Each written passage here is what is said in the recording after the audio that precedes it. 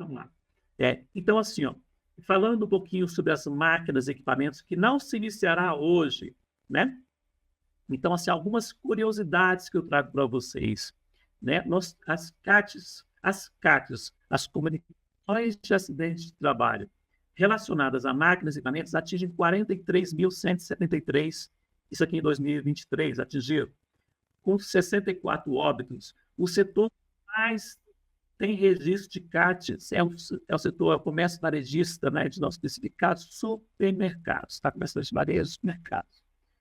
Ah, mas então quer dizer que os supermercados é o que mais encaminha, é o que mais acidenta por máquinas e equipamentos? Não, ele é o que mais registra, né? Porque, infelizmente, no país, nós temos uma subnotificação muito grande dessas comunicações de acidente de trabalho que podem mascarar a condução da política pública. Como é que eu posso fazer uma política pública eficiente se um dos elementos fundamentais, que é a comunicação, ele não é feito, é mal feito? Então, nós pedimos, senhores gerentes, façam suas comunicações de acidente de trabalho. Isso aí é uma previsão legal, inclusive sujeita a multa.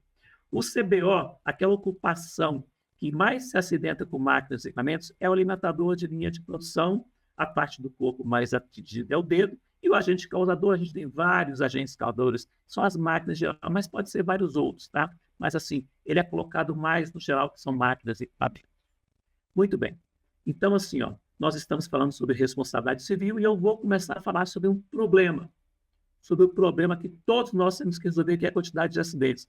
Nós temos hoje, em 2022, foram 612.900 acidentes do trabalho. Se você colocar a calculadora e o cronômetro do acidente de trabalho, nós, nessas 2 horas que nós teremos aqui, a gente vai ter em torno de 138 acidentes de trabalho. É muita coisa que acontece no país. E esse é um problema para todos. Por quê? Porque o acidente prejudica o trabalhador, obviamente, né? Uma vez que ele é acidentado, ele pode perder a vida, ficar mutilado, ficar para o resto da vida doente, tomando remédios. Então, isso afeta tanto o trabalhador quanto a família. Várias famílias são destruídas. São mais de 2.500 mortes, em média, todos os anos, decorrentes de acidentes do trabalho. Aproximadamente 20 mil incapacitações permanentes para o trabalho decorrentes de acidentes. Além disso, impacta também as empresas. Dias parados, indenizações, requalificação, recontratação. Olha como é que mexe com o RH, tanta coisa que mexe. Né? Perda de funcionários, um acidente acontece, outros não querem mais trabalhar nessa empresa. Então, assim, tudo isso mexe com as empresas, tanto e com a sociedade também, a nossa sociedade. Ora, nós estamos num país capitalista. Então, o meu lucro é receita menos despesas. Se um acidente de trabalho me gera despesa, ou eu diminuo o lucro, ou eu aumento o preço da minha mercadoria. Se eu aumentar o preço da minha mercadoria, no mundo globalizado, eu não consigo exportar, ninguém consegue exportar acidente de trabalho.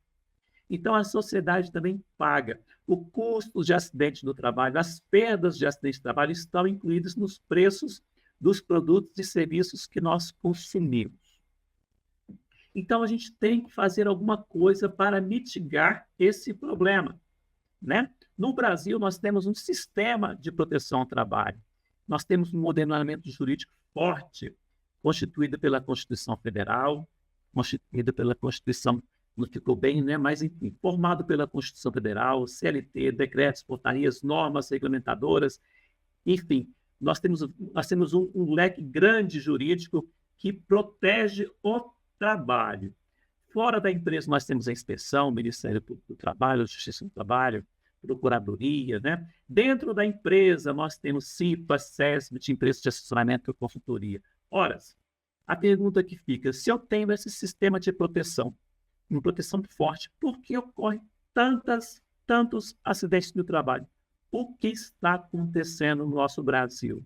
A sua CIPA, Comissão Interna de Prevenção de Acidentes, ela está fazendo a prevenção de acidentes corretamente? O seu titular suplente da CIPA, ele está fazendo as suas atribuições? Ou a CIPA está fazendo um serviço somente de uma estabilidade? Ou a CIPA somente proforma? Como está sendo feito isso na sua empresa? O seu SESMIT, Serviços Especializados em Segurança e Medicina do Trabalho, ele está cumprindo as suas atribuições ou ele existe apenas porque é uma determinação legal? Qual é a função dele? Qual a função de cada um de nós? As empresas de assessoramento, a inspeção do trabalho também. Ela está cumprindo o seu papel? A Justiça do Trabalho, o Ministério Público do Trabalho, nós precisamos conversar. Nós precisamos fazer com que esse sistema ele funcione a contento.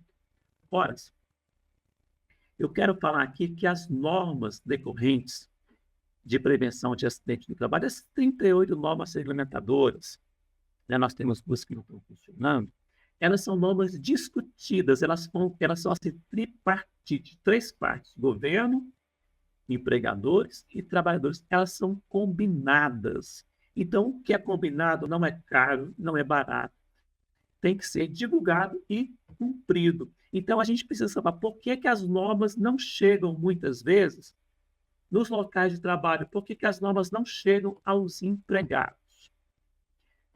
Falando da CIPA, que eu falei agora há pouco, né, todos esses institutos importantíssimos presentes nas empresas. Isso não é só aqui no Brasil. Em alguns países nós temos comissões do trabalho que verificam tudo, né? A gente tem que fazer com que esse sistema funcione, qualificar de fato aqueles membros da CIPA, dar condições aos profissionais do SESMIT para que eles desenvolvam as suas funções, exigir que as empresas de assessoramento façam realmente a prevenção, né, as consultorias, para que a gente possa ter menos acidentes e doenças no trabalho. Por quê? Porque isso tudo impacta, como eu falei, o trabalhador e também as empresas do nosso país.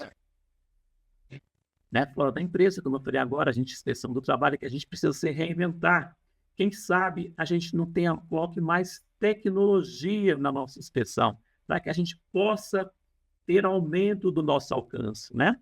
Não fazer apenas com que seja a presença importantíssima e fundamental do auditor fiscal dentro da empresa, mas também usar a tecnologia para alcançar outras, nessas milhares, 4 milhões de empresas no Brasil, para que a gente possa alcançar todas essas e todos os mais de 40 milhões de trabalhadores com carteira assinada. Quero falar também um pouquinho sobre esse sistema de proteção. Isso aqui é importante para a gente fazer a introdução à responsabilidade civil, tá, prezados e prezadas? Então, assim, nós temos no Brasil 163 mil profissionais que têm o sobrenome do trabalho somente com carteira assinada, com registro em carteira. Além desses, nós temos 400 mil pessoas profissionais cuidando de recursos humanos e mais 153 mil cuidando, mais 400 mil cuidando de auditoria e contabilidade e 153 mil cuidando de recursos humanos. O que nós desejamos? Ora, a gente ouve, recursos, o meu funcionário é o maior patrimônio da minha empresa. A empresa, você entra no site das empresas, nosso maior patrimônio são os nossos colaboradores, e etc, etc. Eu já não gosto muito do nome colaborador, mas enfim. Esses é o nosso maior patrimônio, vamos dar condições, etc. e tal. Quando nós vamos verificar isso, não é o que acontece. Basta ver a quantidade de acidentes do trabalho que algumas pessoas falam que pode atingir 10 vezes mais esse número da CAT. Então, o que nós estamos querendo fazer? Convidar vocês, gerentes de recursos humanos, diretor de recursos humanos, analista de recursos humanos, o pessoal da contabilidade e auditoria, para que se envolvam com segurança e saúde no trabalho, porque isso impacta o trabalho de vocês dentro de suas empresas. Ora, quanto mais acidente, mais recontratação, mais requalificação, mais gastos, mais perdas, né, mais tudo. Além, obviamente, da perda de vida ou incapacitação, eu sei que são irrecuperáveis. Então, na hora que eu faço uma gestão melhor da segurança e saúde, eu vou fazer com que meu trabalho em recursos humanos e na contabilidade seja mais fácil. Ora, a contabilidade tem um item fundamental, que é a transparência. Os investidores, o público, todos querem transparência. Como é que está a sua gestão de risco trabalhista?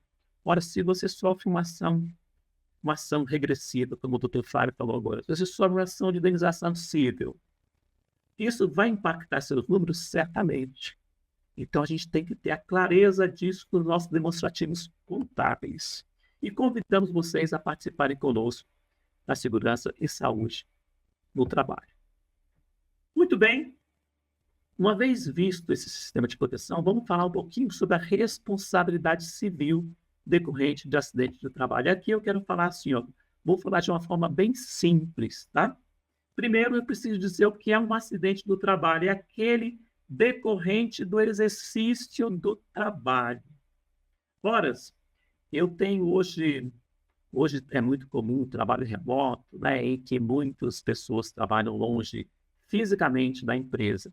E se acontece um acidente ali, acidente de trabalho, sim, ele decorre do trabalho. Né? Alguns são equiparados por lei, né? Mas ele ocorre em qualquer lugar decorrente do trabalho, conforme está na Lei 8.213 de 91. Esse mesmo artigo 19, ele traz alguns parágrafos importantes. Olha, a empresa é responsável pela adoção e uso das medidas coletivas e individuais de proteção e segurança de saúde do trabalhador. Ponto. A empresa é responsável. Ah, mas eu contratei um profissional aqui, ele não fez isso, a culpa não é minha. Pode ter uma alegação, não, a empresa é responsável. Você é responsável. Ah, mas o trabalhador não quer utilizar o equipamento de proteção coletiva, não quer utilizar o equipamento de proteção individual. Você é o responsável, você tem as ferramentas legais para que ele utilize esses equipamentos. Advirtam, né? Faça o que tem que ser feito, mas a responsabilidade é da empresa. Outra, é contravenção penal punível com multa deixar de cumprir as normas de segurança e higiene do trabalho. Ah, isso não vai dar em nada. No mínimo, é uma contravenção que é considerada assim uma penalidade menor, uma infração menor ao normativo. Né? Daqui a pouquinho a gente continua falando o que isso pode causar. A gente vai ter daqui a pouquinho as consequências penais. Terceiro, é dever da empresa prestar informações pormenorizadas sobre os riscos da operação executar ou do produto manipular. Muito bem. Eu coloco uma pessoa na minha empresa e lá eu tenho um risco, eu tenho uma poeira que vai causar silicose ao trabalhador, por exemplo. E eu não informo o trabalhador esse risco. E ele fica respirando aquela poeira. Até ele ficar doente e vai adoecer a longo prazo, em 20 anos ele vai ficar sem conseguir respirar.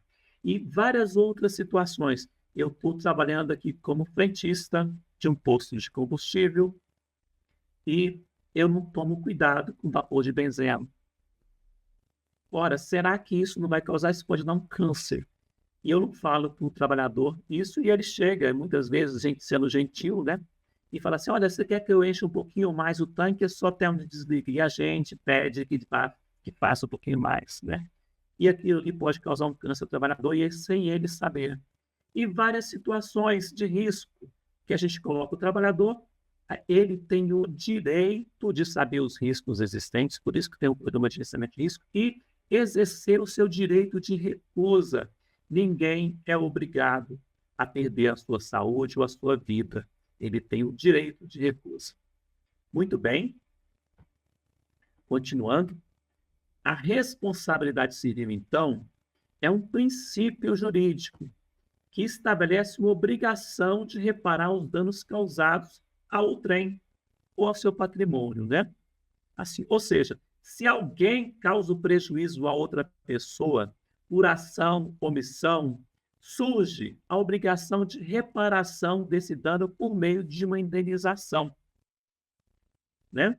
Então, essa responsabilidade civil que está prevista no nosso Código Civil, ela tem diversas fontes. Pode vir de contrato, fora de contrato, né?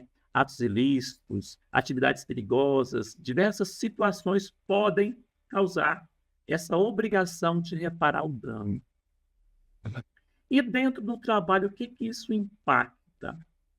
Primeiro, eu quero falar das espécies, né? Quanto à natureza, né? Porque isso aqui é importante para a gente explicar como é que vai pegar na empresa. Ora, pode ser essa responsabilização civil, pode ter natureza voltada a situações contratuais e extracontratuais, e também ela é relacionada, pode ser relacionada à culpa. Então, na culpa, ela será subjetiva em razão da culpa e também objetiva, de acordo com a teoria do risco.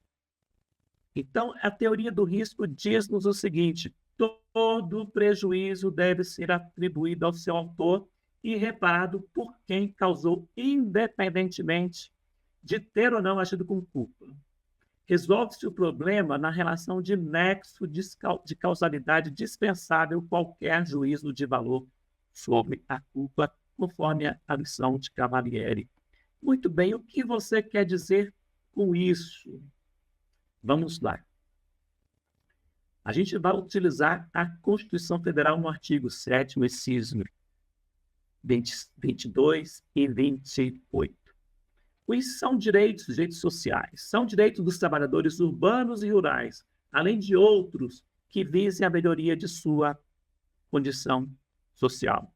Redução dos riscos inerentes ao trabalho por meio de normas de saúde, higiene e segurança, que, como eu mostrei para vocês, elas são bem fortes aqui no Brasil. A gente tem o leque, né? Constituição, CLT, normas, decretos, enfim. Está tudo lá. Tudo lá. Na teoria, tem todos os modos de fazer a prevenção de acidentes. E outro direito dos trabalhadores: seguro contra acidentes de trabalho a cargo do empregador, sem excluir a indenização a que está obrigado, quando incorrer em dolo ou culpa. Aqui eu vou tirar o dolo. A gente não vai falar do dolo, porque a gente não imagina uma condição em que alguém tenha a vontade de causar acidente em outra pessoa. A gente vai falar de situações mais normais. Então, pela Constituição Federal, ela remete o quê? A um risco subjetivo quando ocorrer em dolo ou culpa, no caso. Mas também o Código Civil, no artigo 927, ele remete à responsabilidade objetiva. Aquele que, por ato ilícito, o artigo 637 é importante nesse conceito, causar dano ao trem, fica obrigado a repará-lo. Haverá obrigação, olha o parágrafo único, haverá obrigação de reparar o dano independentemente de culpa, nos casos especificados em lei ou quando a atividade normalmente desenvolvida pelo autor do dano implicar, por sua natureza, riscos para o direito de outrem. Aí você pode falar assim, não, mas então qual que eu tenho que seguir? Eu depende da minha culpa, eu estou com um trabalhador na minha empresa, ele se acidente, depende da minha culpa ou é um risco objetivo, eu sou responsável de qualquer forma. Ora, o direito ele abrange várias questões, né? E isso foi decidido pelo Supremo Tribunal Federal, né? Ele falou assim, olha, atividade de risco, o empregador é objetivamente responsável pelos danos causados aos trabalhadores em caso de acidente de trabalho. Olha o que diz lá. Isso aqui está no acórdão, tá? Vocês podem consultar o acórdão. O artigo 927, parágrafo único do Código Civil, é compatível com o artigo 7º, inciso 28 da Constituição Federal, sendo constitucional a responsabilização objetiva do empregador por danos decorrentes de acidentes do trabalho nos casos especificados em lei ou quando a atividade normalmente desenvolvida por sua natureza apresente exposição habitual a risco especial. Ou seja, o STF falou assim, olha, nesses casos em que a atividade apresenta uma exposição habitual a risco, com potencial lesivo, implicar o trabalhador ônus maior que aos danos do que aos demais membros da coletividade, a responsabilidade do empregador é objetiva. Então, nós temos muito claramente algumas situações, por exemplo, assim, nas atividades frigoríficas, em que me parece bem claro que há um risco muito superior ao habitual. Né? E algumas outras atividades que a gente pode elencar, que várias, em que o risco é bem superior ao habitual àquele que o trabalhador corre no dia a dia. Então, para esses casos, já foi simulado pelo STF que a responsabilidade é objetiva. Mas o que isso explica para mim, para a minha empresa? Tá. Primeiro, vamos falar um pouquinho dos pressupostos da responsabilidade civil. O artigo 186 do Código fala aquele que, por ação ou omissão voluntária, negligência ou imprudência, violar direito causado no trem, ainda que exclusivamente moral, comete ato nisso. Ora, aqui prevê o que? Uma conduta culposa a existência de um dano, né? Primeiramente tem que haver um dano, né? Que pode ser vários tipos, inclusive até mesmo estético, tá, gente? Causou um dano, há uma conduta culposa por imperícia, por imprudência, por negligência, e há um nexo causal entre essa conduta e o dano. Ora, se eu tenho todo um dispositivo, se eu tenho, e eu não faço uso desse dispositivo, se eu tenho a obrigação, por exemplo, de fazer uma proteção de periferia na obra, e eu não faço isso, me parece aqui que a culpa está bem caracterizada independentemente do risco objetivo, da responsabilização objetiva. Então, tem várias situações em que a culpa está muito clara. Na verdade, as nossas atividades trabalhistas, o como fazer, elas, com relação à segurança e saúde, elas estão muito claras nas normas regulamentadoras. Então, quando não há um cumprimento disso, me parece bastante claro que remete, no mínimo, à responsabilização objetiva. E isso, muitas vezes, nem é né? Não precisa nem ser levado em consideração, porque a empresa se enquadra no artigo 927 do Código Civil, remetendo à responsabilidade objetiva. Então, o que nós pedimos aqui? Mas então vai ficar muito difícil de eu ter uma empresa, eu não vou conseguir fazer gestão. Não, muito pelo contrário. Nós estamos aqui falando, faça uma boa gestão, faça uma boa gestão da sua segurança e saúde, que você vai diminuir em muito os riscos da sua empresa. Preciso falar sobre algumas questões, alguns conceitos aqui que considero importantes, tá? Doença ocupacional. Doença ocupacional é um dos tipos do acidente do trabalho. A gente dá um ressalto aqui, mas ele também constitui um acidente do trabalho. E quero falar assim que no Brasil, a gente tem menos de 2% dos acidentes são caracterizados por doença ocupacional. Há uma subnotificação muito grande, né, dos acidentes, em especial das doenças ocupacionais. Basta ver que a OIT fala que 84% das mortes anuais no mundo são decorrentes de doenças. E no Brasil nós temos menos de 2% dos casos são decorrentes de doenças. Então, eu falei assim, que há necessidade do nexo causal nas condutas homicidas. E também, né, não preciso nem falar das condutas comissivas. Quando eu tenho a obrigação de fazer e não faço. Ora, se a regra, se eu tenho aqui uma NR10, por exemplo, que fala sobre instalações elétricas, se eu não protejo as minhas instalações elétricas, já aponto que isso aqui é obrigatório. Se eu não faço um quadro correto, se eu não faço o aterramento e acontece um acidente por choque elétrico, eu tenho uma conduta comissiva. O meu nexo causal vai ser por conta da minha conduta comissiva, que eu não fiz o que eu deveria ter feito. Quero falar também sobre a culpa exclusiva da vítima, do trabalhador. Olha, o SESNIT, ele tem a obrigação de fazer análise dos acidentes de trabalho. Aliás, todas as empresas têm a obrigação de fazer o análise dos acidentes de trabalho. Muito do que a gente verifica nas nossas inspeções dessas análises, elas remetem à culpa do trabalhador ato falho. Pessoal, não é bem assim. A gente encontra até assim, a pessoa está no escuro, fazendo um trabalho a 15 metros de altura, porque teve um problema na iluminação e etc.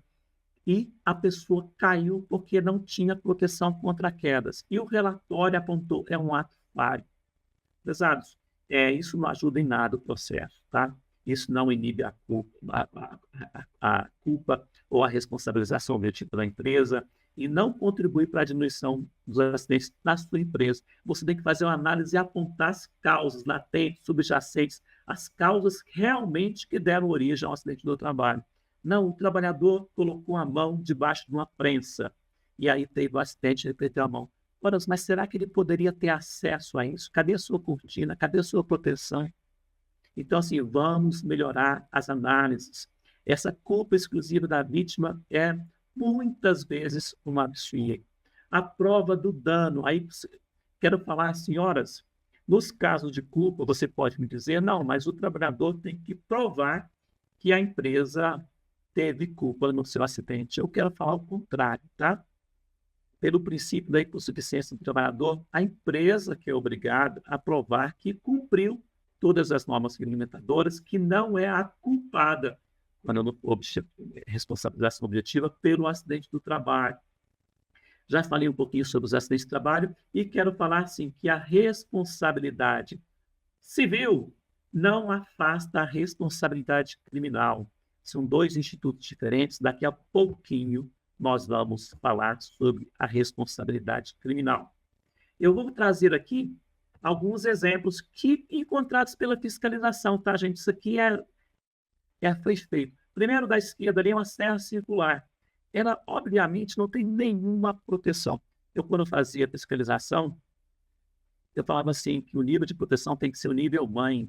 Qual que é o nível mãe? Você colocaria sua mãe para serrar na madeira dessa serra circular? Creio que não, né?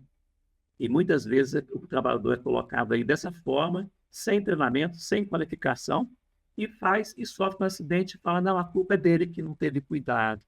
Olha essas prensas aí, né? Não tem qualquer tipo de proteção, inclusive tem uma aí que não deveria nem existir mais nos nossos locais de trabalho, né? Olha o quadro elétrico. Esse aqui é um quadro de uma empresa, de um estabelecimento. Será que isso aqui produz? Será que a gente colocaria isso aqui na nossa residência? Será que isso aqui dá segurança? Será que isso aqui evita um choque? É muito difícil. Olha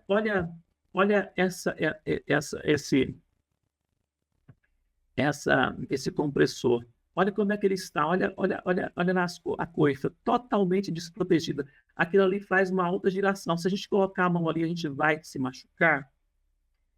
Aqui você pode falar se a empresa, você que é profissional de SST, você que está no RH, fala assim, olha, isso aqui foi culpa do trabalhador que enfiou a mão ali e não deveria. Há essa possibilidade de você cogitar isso. Um pouco difícil, né? Muito bem, por fim, chegando ao final, eu quero dizer assim, que nós estamos fazendo um movimento, uma iniciativa pela valorização do profissional de segurança e saúde do trabalho. Então, peço a vocês, gerentes de produção, gerentes de recursos humanos, vocês que autorizam as despesas de suas empresas, contadores que orientam muitas pequenas, micro e pequenas empresas pelo país afora, né? A maior parte das nossas empresas, 98,5%, são constituídas de micro e pequenas empresas. Valorizem a atuação do profissional de segurança e saúde do trabalho. Eles evitam muitas despesas, eles evitam perdas para vocês, né? E quero, por fim, falar assim, que embora o direito tenha muitas correntes, né, que você possa associar, na segurança e saúde do trabalho não há isso. Estamos todos juntos na mesma direção. Não é empregador para lá, trabalhador para cá, produção para cá, prevenção, profissional de SST para cá. Não.